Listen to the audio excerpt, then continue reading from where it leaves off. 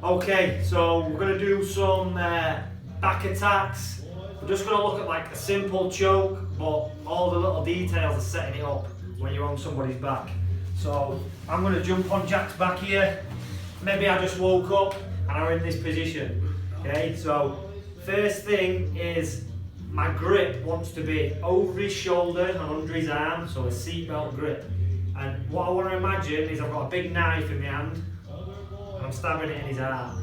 That's my hand position, okay? So I want to stab him in his heart and then I want to hold it in, okay? And I'm using my head and keeping everything nice and tight. So the advantage of this is that the choking hand, the one that's stabbing him, it's enjoyable that, the one that's stabbing him is the one that's going to go to choke him. If I cover that, that means that it's very hard for him to block that choking hand. Whereas if it's the other way around, he can grab my wrist and there's no way I'm going to choke him now. So that's the first key. You know, you're upping your percentage chance of finishing the choke by like 10% just by changing your grip to that. So stab him in his heart and then lock it in, and then I'm just holding here. So that's the first thing. Next thing, I'm going to use a bit of Kung Fu. I'm going to use the praying mantis hand. Don't say Kung Fu doesn't work. This proves it does.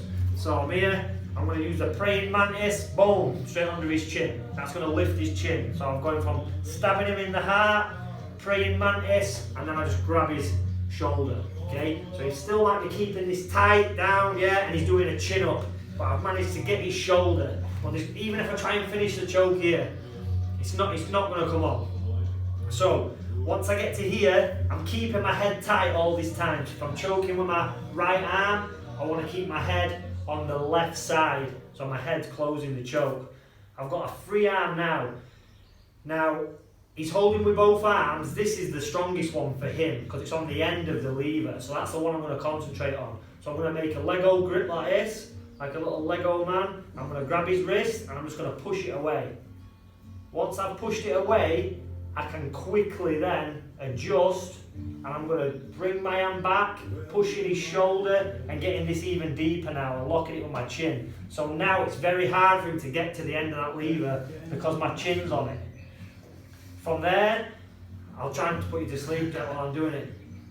So I'll just release it a little bit. So I've gone from stabbing him in the heart, I've praying mantis his chin, I've got him with the eagle claw to the shoulder. It's all Kung Fu. Kung Fu works, yeah?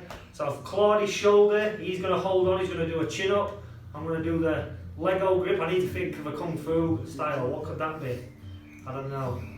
Hawk's talon, and I'm going to push that away, push his shoulder, my head's getting involved, and I'm trying to hide that hand even deeper. Okay, so even if he re-grabs now, he's not going to be on the end of that lever where he was before. He's going to be a little bit further down, and that's not going to matter. Now I'm going to make my hand like a knife. This is the big mistake a lot of people make. So what they do is they grab like this, and they try and put the hand on the back of the head. It's so easy for him to stop. Yeah, this is like pro wrestling. Oh, yeah. So I need to sneak this hand in. So I'm going to sneak it under my own chin, and I want to get it under that little ridge at the back of his skull. So I'm trying to slide it in like a knife rather than trying to grab the top of his head like this, because that's just a pro wrestling, yeah? So we're here, everything's tight, I'm sliding that in and I'm locking, okay? Once I get that locked, all I have to do then, even if he's holding on with both arms, this is so deep now and so tight, all I have to do is pull my elbows back and push my chest out and get the tap. Okay, so there's a lot of little details there. We'll go through it one more time. So the first thing is the grip, stabbing in the heart and holding it in. Second thing, I'm using my wrist lock to lift his chin to get that initial grip. And he's going to go straight to a chin up if he's smart. If not, I'm just finishing straight away. Then I'm going with the little Lego grip there. And then I'm quickly retracting my arm, pushing and getting that deeper. So I want to push his shoulder this way. Once I've got that, then I can start to slide my hands in. And then I'm just opening my elbows, pushing my chest forward and getting the tap. So that's a few little details on securing and finishing the rear naked choke. So try them out. Even if you just use one of those details, it's going to up your percentage chance of finishing the rear naked choke. It works 67% of the time, every time. Try it.